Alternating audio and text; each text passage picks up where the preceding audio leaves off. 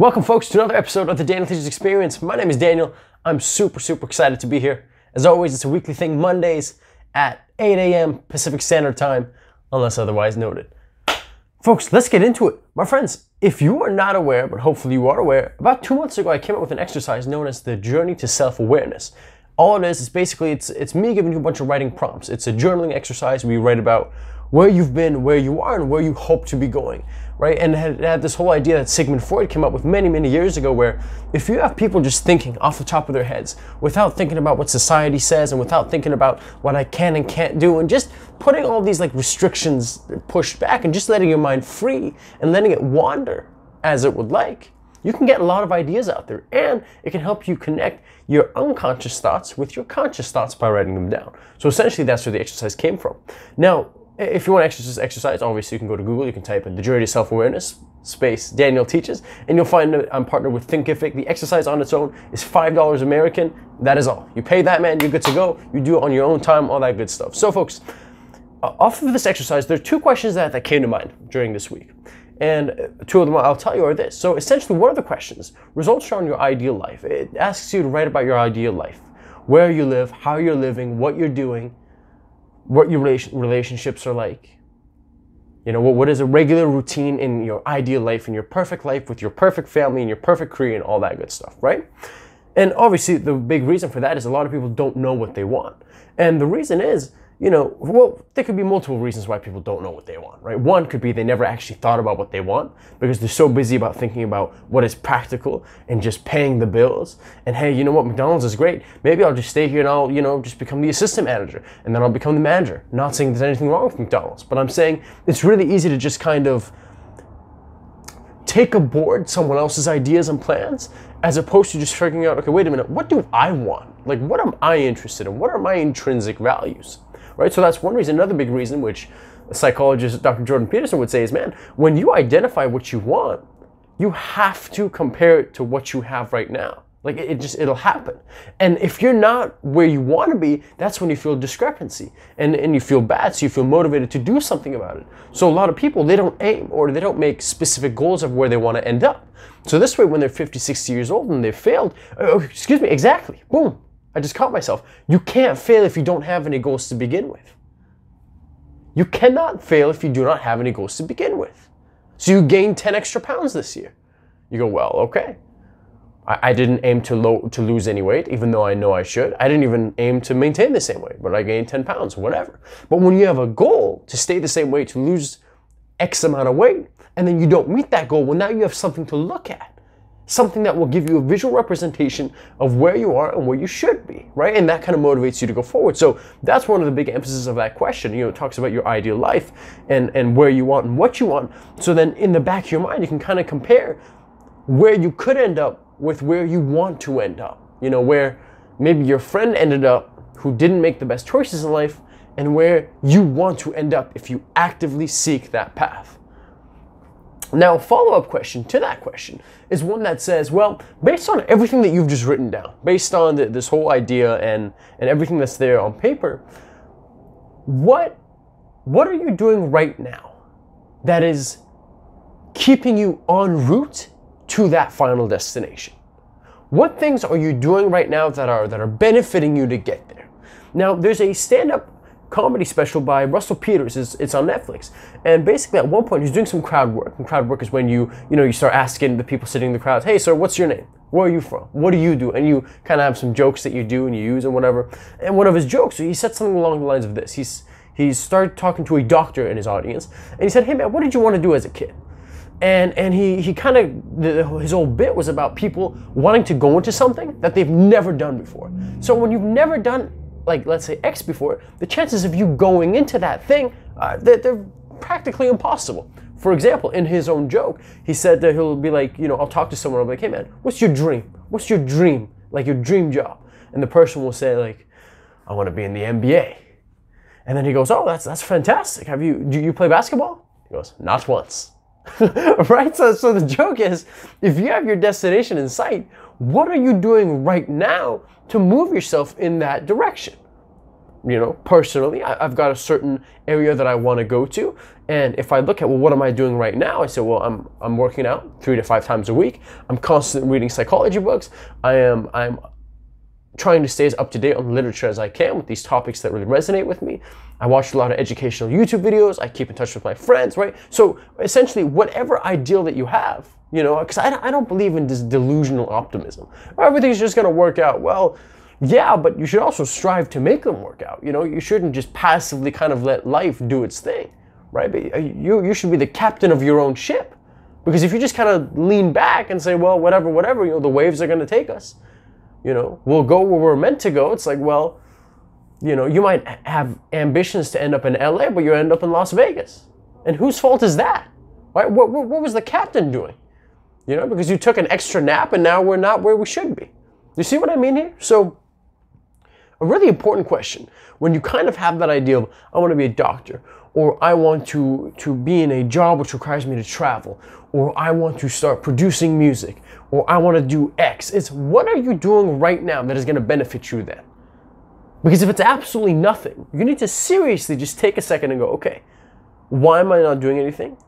How early can I begin to do something that will benefit me in reaching that destination that I've set out for myself? Or if that destination is completely unpractical and just doesn't make any sense, then, you know what, man, let me change the destination. Let me change that destination, because one thing that you don't want to do when you have an unattainable goal is you don't want to consistently put an effort. I was talking to one of my friends about this. I was like, man, you know, in the literature, the worst thing that you can do if you have a goal that is unattainable is that you increase your effort. If you know that you have no shot at making this goal, the best thing to do is to change the goal. A lot of people look at changing a goal as giving up. So you're like, oh man, I'm not going to give up. I'm not going to quit. But it'd kind of be stupid not to. You know, it's actually stubborn not to quit. Imagine you're in a boxing match and you keep going for the same combination. You go back to your coach and your coach says, hey, stop hitting them with the jab and like just stop doing the 1-2s. We got to switch it up. And you're, no, coach, I won't quit. Never quit. He's like, no. You don't hear me. He's going to block it every single time. We have to switch up our strategy in order to win. In order for going for a jab cross every time, go for a jab and then a right hook to the body. Do that instead. But if you're, no, I won't give up on the technique. It's like, you know what I mean? Like it's definitely more complex, right? But in one sense, it can't be seen as very stubborn. And it comes from a place of, I don't want to quit, but it's not necessarily quitting. You know, you're not walking away, you're just changing your strategy. So that's an important thing to note. But yeah, folks, the Journey Self-awareness Exercise, if you haven't checked it out, definitely do. It's well worth your time. Again, $5 American, that's all it is. I'll be 100% honest with you. The only reason that, like, it's not a money thing. I was going to put it out for free, possibly. But unfortunately, what happens is if you put something out for, let's say, $0 or for whatever, people perceive that cost or that price of the product or service to be a reflection of the value. So what ends up happening is, let's say if you buy a product for $40, you want the product to be worth $40. So when you're using it and when you're thinking about it, you're like, you know what, this was worth my $40. The problem is if you make, like, let's say I have 2 shirts, right? I got 2 white shirts for you. One's $7, one's $100. At first you're thinking, well, it's a $100 shirt, it must be premium, and there must be a reason why it's $100. That's not always the case. Sometimes it's just like a brand name and there really isn't any crazy features as why this is $100 and that's $7. And essentially what happens is people will look at that $7 shirt and they'll go, well, I guess that's just probably like a crummy shirt. That's the problem with a lot of things, right? When you leave things for free, people take things for granted. That's the easiest way to say it. Unfortunately, when you do things, so again, you got to balance that out for yourself. But with respect to this exercise, man, you know, the biggest thing was I want anybody to be able to access it. Super easy, self-paced, do it on your own time. You know, this was this thing that I've been working on for so long, man. It'd been in a Google Doc for the longest time. I had 70 questions. I was like, man, people have to ask themselves these questions. These are so unbelievably important. And then I was like, well, what do I use? Do I make a survey? Do I just make like a Google form? Like, how do I, what kind of a platform do I use to get this out there? And it wasn't until I saw Dr. Jordan Peterson, and he had this exercise of his own. It was called the Self-authoring Program, which he kind of divided, because he had like a similar kind of questionnaire, but his was about, one was about the past, one was about the present, one was about the future. I was like, yo, that's really neat. That's a really cool way to look about it. So that's why in my exercise, I kind of adopted that timeline. Now, obviously, I didn't end up doing his because, unfortunately, when you really like someone, you have this unconscious bias to resemble them and to be similar to them. And I was like, all right, well, for fear of being too similar to what he's doing, I gotta be in my own lane. Because you always want to be an original you than a knockoff someone else, right? So, but yeah, folks, definitely check it out if you haven't. It's very, very interesting. Now, speaking of writing and reflection and kind of Sigmund Freud and free association and where kind of these thoughts come from and how we connect the unconscious to the conscious, folks, I've always said that our answers are more internal than they are external. I talk to people who aren't big fans of counselors and therapists and psychologists and say, Daniel, nobody knows me better than I know myself. And I go, I 100% agree. He goes, the psychologist won't have the answer for me. I'll have my own answer. I go, I 100% agree. He goes, well, why do you want to become a mental health practitioner? Why do you push people to go to counselors and to therapists? And my answer is this. You might be able to figure out the cause of your own mental health problem. Or not even problem, man. Like, I use mental health problem, but everybody thinks that, oh, if you go to a counselor or a psychologist, you have to be depressed or abused or sexually. No, man, there's so many people who are just stressed from work and they go see a counselor. There's so many people who are just, you're newborn, you're having your kid for the first time, right? And you're a dad or you're a mom and you don't want to mess it up, so you want to go talk to someone, right? You're having problems with your spouse, so you want to go talk to someone. It's not always that kind of media depicted schizophrenic, in the crazy jacket. So there's definitely a plethora of reasons why people go to mental health practitioners. And my biggest reason for urging people to go is like, man, you can figure things out on your own. But you might go to a mental health practitioner and they could figure it out in an hour. They could tell you in an hour what you could tell yourself in 3 or 4 weeks. And it's not that they're a magician. It's not that they have the answers, because I believe you have the answers to your own problems. What happens is they have certain techniques and certain things that they know about the brain and how it works. And I mean, folks, there's a lot of psychology that is actually, what do they call it? They call it like neuropsychology. There's one very popular degree in psychology is actually a biopsych degree, because there's so much overlap between biology when you're looking at the brain and psychology. And they really, really get down deep if you're talking about neurons and synapses, action potential, reflexes, perception, so that it can get really, really into that kind of scientific world of how the brain works and what it does. And these mental health professionals, they know the questions to ask, they know the techniques to use, they know the tools at their disposal to allow you to get whatever thoughts off of your chest and onto the table or into that room. That's why I think going to a therapist or a mental health practitioner or a counselor, right, any of those people are extremely beneficial, because they allow you to reflect, maybe in a way that you've never reflected before. But the majority of the people, they don't go, whether it's actually to like a medical doctor for an actual physical problem or for a more psychological problem. People don't go because they try to figure it out themselves. And in that case, if you want to talk about, well, especially for mental health, if you want to figure it out for yourself, the first way to go about it is by reflecting on life. You have to look within. You have to start writing. You got to start making videos like this and talking and figure out, why do you feel the way that you do? You're surrounded by so much family and love. How the hell can you feel alone? You feel like your parents were never there for you. You feel like that's a severed relationship, and as many friends as you get and you surround yourself with, you still feel empty. Why? Like, just genuinely sit and think about that. Why do you feel like you're not good enough? Why do you feel, well, whatever it is, right? But think about it, say it out loud, write it down, right? Actively go after it. Don't just think about the thought and be like, oh, that's a bad thought. Anyways, I'm gonna go, pour myself a glass of wine. Don't suppress it, don't repress that stuff. Sigmund Freud was very, very vocal about that, about pushing thoughts down. No, do the opposite. Talk about it, think about it. Not all day, especially not at night or in the morning, but make yourself a time. Let's say from 6 to 6:30 p.m., I'm going to sit down and I'm just going to think about what I have to think about.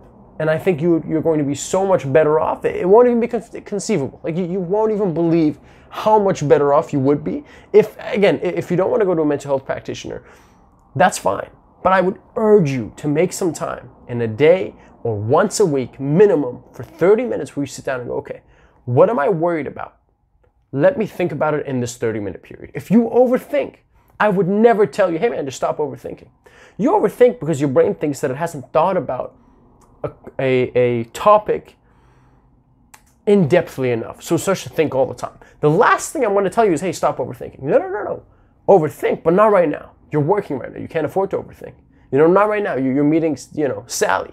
Right now is not the time. But for today at 6 to 6:30, sit there at your desk, not on your bed. not at the dinner table, but somewhere where you can, where essentially what we want to do is we want to associate a certain environment with those thoughts, with worrying, with overthinking, with feeling anxious, because we don't want to bring that into your bedroom. We don't want to bring that to your dining room. So sit there, you know, at your desk or wherever you choose, or maybe at a park, and just worry. Just worry for 30 minutes, think it all out. Sometimes you'll find it won't even take 30 minutes. Sometimes it'll be 10. Sometimes it might even be 5. Sometimes it will take up the whole 30 minutes, and you feel like you want to go on longer, cut it off at 30 and go, okay, I'm going to come back tomorrow, and I'm going to think again for 30 minutes, or whatever, however long that period of worrying wants to last you. Now, folks, reflection's where it's at. But I didn't always think this. I didn't always think about reflection. I didn't always think about just kind of thinking about life. You know, a lot of these conversations that I have with you, or you could argue just with myself on these podcasts, people have never thought about it. Okay, I shouldn't say that. Some people do not think about reflection as much or as often as I do.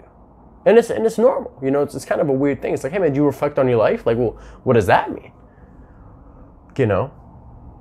Whereas I am someone who definitely at least once a week takes some time. And yeah, definitely, you know, I look at my life and I look at my nutrition and my exercise and my sleep and my relationships and my career goals and my hobbies and the podcast, and I see where I am and I see where I'd like to be, and I evaluate and I analyze, and then I try different patterns, and then I try it again, and then next week I sit down and I look at if those changes had an actual impact. So that's my view of reflection, but a lot of people, it's just not even a thought. So it's interesting to kind of see different people's perspectives on it. Now, why did I start thinking about reflection, man? It was one book that completely changed the perception of my reality. See, my friends, life doesn't have to change, but your perception of it has to change. The lens that I put on in which I see the world has to change, and that's what happened when I read this book. I'm talking about The 15 Invaluable Laws of Growth by John C. Maxwell. This was a book I read when I was, I want to say 17. Man, I mean, everyone I think has that book that really, really impacted them. That's this book. You know, it was at a point where John C. Maxwell, first of all, is a phenomenal author. I don't think you've heard of him. He's not that big of a name, but he's written, I want to say, over 100 books. And the craziest thing about it is, I think he's a pastor, if I'm not mistaken. Like, he's a pastor, he's a preacher at a church. Now, the people who know me know I'm not spiritual whatsoever. And thankfully in this book, he didn't talk too much about the spiritual things, because I'm a very practical person. I like hearing things that are logical and that make sense. Not to be disrespectful, but you know what I mean. I'm not spiritual. And John C. Maxwell, in such a brilliant way, talked about these kind of 5 laws of life, and in such a broken down, concise, easy to digest, and just this beautiful journey of reflection and looking at life in a way that I've never looked at it before. He writes it in a very chronological order. I feel like the laws, they build on each other in a good way, one to another. And eventually, man, as you're going through them at the end, you know, you apply everything to your own life, which is my favorite thing. Because I feel like a lot of people, they read things, but they never actually apply it to their own lives. You know, they never actually connect whatever they're doing to their own life circumstances. So there are a lot of laws in here, man. And I think that people could really benefit from checking this book out, The 15 Invaluable Laws of Growth. I'm sure this is on Amazon. I would highly recommend this to everybody. The second law in this book is called the Law of Awareness. And the subtitle is, you must know yourself to grow yourself. But essentially, folks, you get the idea, right? There's a lot in there that could really impact your life. And if I can, I want to read you the first paragraph of the first page of the introduction. And immediately when I read this, I'm sure you will understand why a young 17-year-old Daniel just latched onto this book. This is the first paragraph. Potential is one of the most wonderful words in any language. It looks forward with optimism. It is filled with hope. It promises success. It implies fulfillment. It hints at greatness. Potential is a word based on possibilities. Think about your potential as a human being and you get excited. At least, I hope you do. What a positive thought. I believe in your potential just as much as I believe in mine. Do you have potential? Absolutely. So when you're talking about a young man who's hungry and ambitious and wants the best for himself and the people around him, man, that's one way to hook me in, right? And that's the story of the whole book, talking about who you are and who you could be. And a lot of it, we're not aware because we don't reflect. You know, so John C. Maxwell in this book, he talks He talks to you about, thinking about some of those relationships where people maybe haven't been the kindest to you, right? And why do you hold on to those people? Or if you have old wounds from 2, 3, 5, 10 years ago, why do you hold grudges? Maybe we should forgive people. Not for them, but for our own sake, to be able to sleep better at night. We should look at the importance of consistency, the importance of being aware of ourselves and our values in life and our ethics and our morals. It points to a plethora of things, but really, folks, if you want a book on reflection and just kind of looking at your life and who you are and everything that you have done from a different perspective, the 15 Invaluable Laws of Growth, man, that is the way to go. That is 100% the way to go. So if you're not spiritual, if you're like me, I would recommend this book. If you are spiritual and let's say you do pray and you go to church and all that stuff, I would recommend this book even more. Again, just a very easy to read book, very logical, very practical, and it's such an easy time reading this book. Like it's easy to go through. Some books they're kind of dry and they're hard to read and you got to read a little bit and you set it down, you read it. Not this book, man. Not this book. This book was a pleasure to read. It was fun. It was incredible. And to this day, every couple months or so, I go back and I like to just reread a few parts. And this is definitely, one of those books that really impacts you. Now, again, I do know that obviously books impact different people, right? Depending on who wrote them, when they were written, and where you are at the point of your life right now. And I just hope that you can get as much value from the 15 Invaluable Laws of Growth as I did. So I would highly recommend that book, folks. If you're looking at reflection, thinking about your life, that's the way to go. My friends, I was watching one of my favorite movies of all time, maybe a couple weeks ago now. It was The Dark Knight. The Dark Knight, that's the one with Heath Ledger as Joker. I don't know if you've seen it or not. Now, for the people who are listening, who are superhero fans, I'm sure you've seen the movie, right? It's an incredible movie. For people who aren't superhero fans and really aren't about that light, that's one of those that I feel like you can still get away with. Because there aren't any superpowers necessarily. I'm sure you've heard of Bruce Wayne, right? The millionaire or billionaire who basically is like Elon Musk, right? He's got his fancy bat suit and everything's paid for and it's just a dude who's really good at martial arts. So you don't have to sit down and watch someone shoot lasers out of their eyes if that's not your thing. But it was a really brilliant movie, man. Like I was just thinking about how good of a movie it was. From the first scene to the last scene and the overall theme of it. And one big thing for me in movies is you have to build up the antagonist. Because if you do a lackluster job of building up the antagonist, it's like there's no challenge, right? What, in my opinion, gets a viewer really involved, whether it be a book or whether it be a movie or a story in general, is I have to think that the hero is versing some impossible challenge, some unbelievably hard struggle.